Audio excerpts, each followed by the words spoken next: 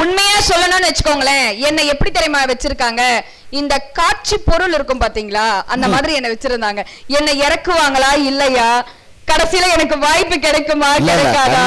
கண்டிப்பா எப்படி மேடையில உட்கார வச்சு இறக்குவாங்களா இல்லையா, நீயே இறங்கி போய் தானமா இருக்க ஆளு, அகத்தியர் மாதிரி 3 அடி தான் இருக்க. இல்ல நடுவர்களே, ஒரு பயம் இருந்துச்சு. என்ன பேசிடுவ பேசு, நீதான் பெரிய ஆள் இல்ல பேசு அப்படின்ற மாதிரி எல்லா பாயிண்ட்டும் எல்லாரும் முடிச்சுட்டு போயிட்டாங்க. முடிஞ்சா தைரியம் இருந்தா பேசுன்னு சொல்லியிருக்காங்க. நான் பேசுறேன் நடுவர்களே. அதுவும் எதிரணியை பார்க்கும் போது உண்மையா சொல்லணும்னா அவ்வளவு பரவசமா இருக்கு. எப்படி ஒரு அண்ணன் தம்பிங்க எல்லாம் எனக்கு கிடைச்சிருக்காங்க. உண்மையா சொல்லணும்னா அவங்க எல்லாம் பேசுறத பார்க்கும் போது எனக்கு ஒருத்தங்க தான் ஞாபகம் வந்தாங்க. Boomer uncles. ஓ, இவங்க பூமர் அங்கிள்ஸா? பூமர் அங்கிள்ஸ் மாதிரி பேசிட்டு போய் உட்கார்ந்திருக்கீங்களே.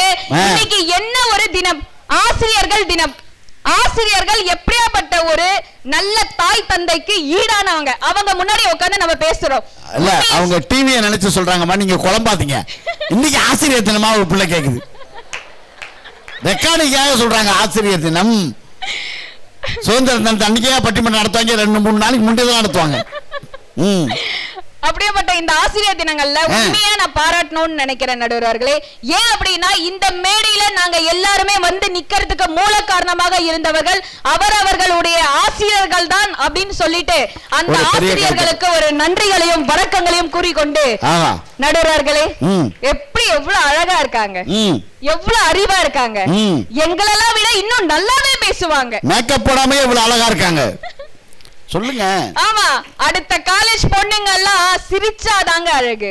ஆனா எங்களுடைய இந்த தேவயானை அம்மா, தேவயானை அம்மா, தேவயானை இல்ல, தெய்வான, சரி நடுவர்களே, தெய்வானை அம்மாள் காலேஜ்ல இருக்கக்கூடிய பெண்கள் முறைச்சாலே அழகுங்க.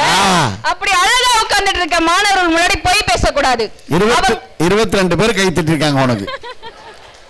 பரவாயில்ல நடுவர்களே, நல்லா தட்டலாம், அவன் தப்பு இல்ல.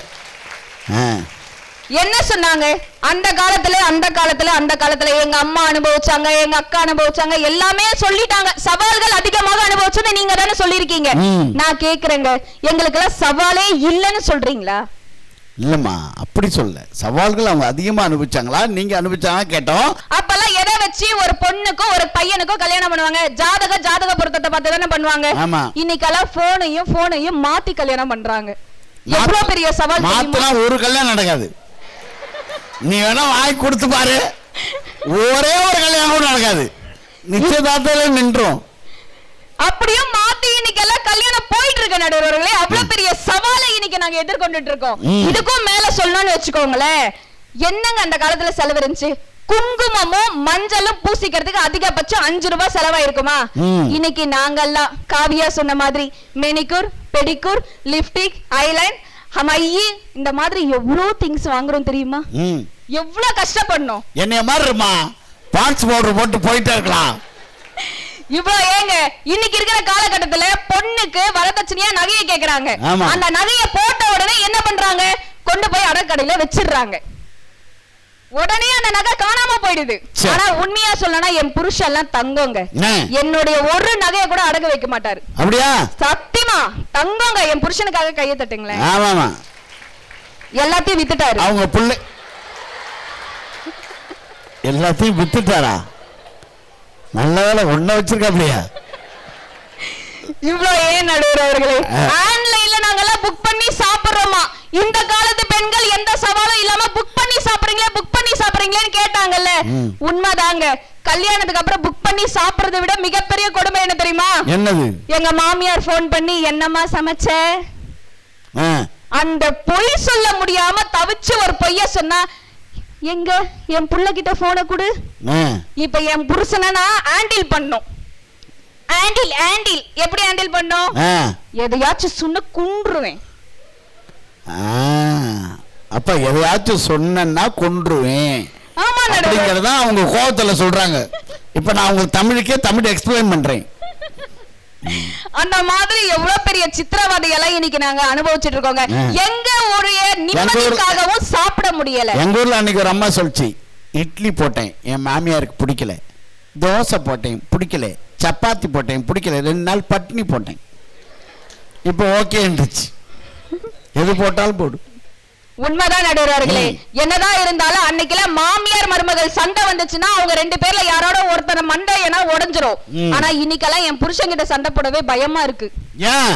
ஏன்னா இப்பதான் பொண்டாட்டி புருஷங்கள சண்டை வந்தா வெட்டி குக்கர்ல வேக வச்சிடறாங்களாமே. வெட்டி குக்கர்ல வேக வைக்கிறாங்களா? ஆமா நடுவர்களே, ரொம்ப பயமா இருக்கு. கேஸ் ஸ்டடியில இருக்க அந்த புள்ள சொல்லுது. அம்மா இதுக்கு கேஸ் ஸ்டடியாமா பாத்துட்டு வருவ? ஐயோ காவியா, உண்மையா நடுவர்களே அவ்வளவு பதட்டமா இருக்கு எங்களுக்கெல்லாம். இவ்வளவு ஏங்க இன்னைக்கு நாங்கெல்லாம் எவ்வளவு பிரச்சனைகளை எதிர்கொண்டுட்டு இருக்கோம்னு எல்லாருமே அற்புதமா சொன்னாங்க எங்களுடைய அணியில. நீங்க சொல்லலாம், ஏமா உங்களுடைய ஆசைக்காக வெளியில போகும்போது வரக்கூடியதெல்லாம் சவாலா? ஆனா எங்களுடைய காலத்துல, அந்த காலத்துல இருக்கக்கூடிய பெண்கள்லாம் வீட்லயே பிரச்சனைகளை சந்திச்சாங்க. இன்னும் ஒரு படி போயிட்டு ஏன் அவங்க பிரச்சனைகளை சவால்களை எதிர்கொள்றதுக்கு எதுவுமே வாய்ப்பு கிடைக்கலன்னு சொன்னாங்க. உண்மைதாங்க, நானுமே அதுக்கு ஆதரிக்கிறேன். அந்த காலத்துல சவால்களை எதிர்கொள்றதுக்கு உங்களுக்கு சவால்கள் கிடைக்கல. ஆனா சவால்கள் கிடைச்சது வீட்டுல இருக்கக்கூடிய பெரியவங்க தான். ஆனா எங்களுக்கு எங்கேயும் கண்ணுக்கு தெரியாத இடத்தில் இருந்து ஒவ்வொரு முறையும் சவால்களை எதிர்கொண்டு வீட்டுக்குள்ள போய் நாங்க சேர்றது இருக்கு பாத்தீங்களா? ஏங்க ஒரு அப்பாவை இழந்துட்டு கல்லூரியில படிக்கக்கூடிய மாணவிய போய் கேளுங்க. அந்த மாணவி சொல்வா, எத்தனை குடும்பத்தில் இருக்கக்கூடிய சவால்களை தாண்டி அந்த மாணவி தான் குடும்பத்தை காப்பாத்தணும்னு படிச்சிட்டு இருக்கான்னு கேட்டு பாருங்க. அந்த காலத்துல அப்பா இல்லன்னா வீட்டை விட்டு பொண்ணு வேலைக்கு அனுப்ப மாட்டாங்க, படிக்க அனுப்ப மாட்டாங்க. ஆனா தான் குடும்பம் தன்னுடைய தலைக்கு மேல இருக்கக்கூடிய சுமை அப்படின்னு சொல்லிட்டு அப்பா இல்லாத குடும்பத்துல இருக்கக்கூடிய ஒவ்வொரு பெண்களும் அந்த குடும்பத்தை தாங்கக்கூடிய ஒரு ஆணாக தன்னை தேர்ந்தெடுத்து வேலை செய்கிறாள்னா அப்படியாப்பட்ட சமூகத்துல இன்னைக்கு நாங்க வாழ்ந்துட்டு இருக்கோம். நீங்க எப்படி சொல்ல முடியும்? அதுக்கும் மேல இவங்க எல்லாம் சொன்னாங்க, என்னம்மா நீங்கெல்லாம் சாப்பிடுறது சவாலா, தூங்குறது சவாலா, சாமான் கழுவுறது சவாலா? உண்மைதான், எல்லாமே சவால் தான். எங்க நீங்க சாமான் கழுவுங்க, நீங்க துணி துவைங்க, நீங்க ஊருக்கே சமையல் செஞ்சா சமையல் மாஸ்டர். ஆனா வீட்டுல செய்யக்கூடிய பெண்களுக்கு என்னங்க நீங்க முக்கியத்துவம் கொடுக்குறீங்க? ஊருக்கே துணியை துவைச்சீங்கன்னா நீங்க லாண்ட்ரி மேன். உங்களுக்கு எல்லாமே வீட்டு வேலைகளை பெரிதாக செய்தால் அதற்கு ஒரு பதவி கிடைக்கிறது. ஆனால் ஒட்டுமொத்த குடும்பத்தையுமே தான் தலை மீது தூக்கி சுமந்து கொண்டிட்டு இருக்க ஒவ்வொரு பெண்களுக்குமே எங்கெங்க வாழ்க்கையில நிம்மதி இருக்கு? அட்லீஸ்ட் அவங்கள பாராட்டாச்சும் செய்யறாங்களா? ஒரு சட்னில உப்பு இல்லைன்னா காரி துப்ப தெரியுதுல, அந்த சட்னிக்கு இவ்வளவுதான் உப்பு போடணும்னு உங்களுக்கு தெரியுமா? சரியான கேள்வி. யாருக்கு தெரியும்? உங்களுக்கு தெரிஞ்சிருந்தா அவன் போட்டிருப்பானா? அந்த அம்மா போட்டது கரெக்டா சொல்லிருப்பான்ல, கொஞ்சம் தண்ணியாவது ஊத்துன்னு சொல்லிருப்பான். இவ்வளவு ஏன் நடுவர்களே, ஞாயிற்றுக்கிழமை அப்படின்றது பெண்களுக்கு கிடையவே கிடையாதுங்க. 4 கிழமையும் நலிந்தோருக்கு இல்லை, ஞாயிற்றுக்கிழமையும் பெண்களுக்கு இல்லை. ஞாயிற்றுக்கிழமையும் இவங்க வீட்டுல அவங்க சமைப்பாங்கல்ல பிரியாணி, எப்ப ரெடி ஆகுன்னு கேட்டே இருப்பாரு. உண்மைதாங்க. ஆனா இன்னைக்கு நீங்க சொல்றீங்கல்ல, எத்தனையோ வாழ்க்கையில எவ்வளவோ கிடைச்சிருந்தாலும் பெண்கள் அதிகபட்சமா உச்சக்கட்டத்துல ஒரு சவாலை எதிர்கொள்றது என்ன தெரியுமா?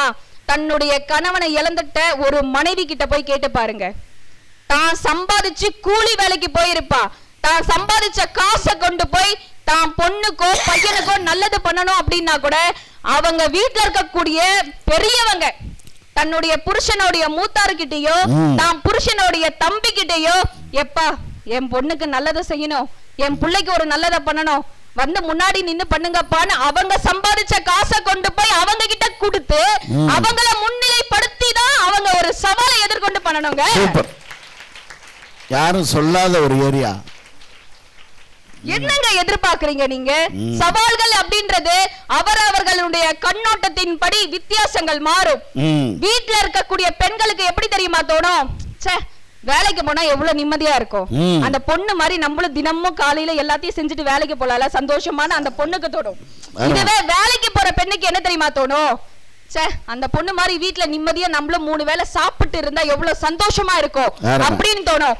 ஒவ்வொருவர்களுடைய கண்ணோட்டத்தின் படிதான் சவால்களும் மாறிக்கொண்டிருக்கிறது. நடுவர்களே, இந்த அற்புதமான வாய்ப்பை எனக்கு அளித்த உங்கள் அத்தனை உள்ளங்களுக்கும் நன்றி பாராட்டி விடைபெறுகிறேன்.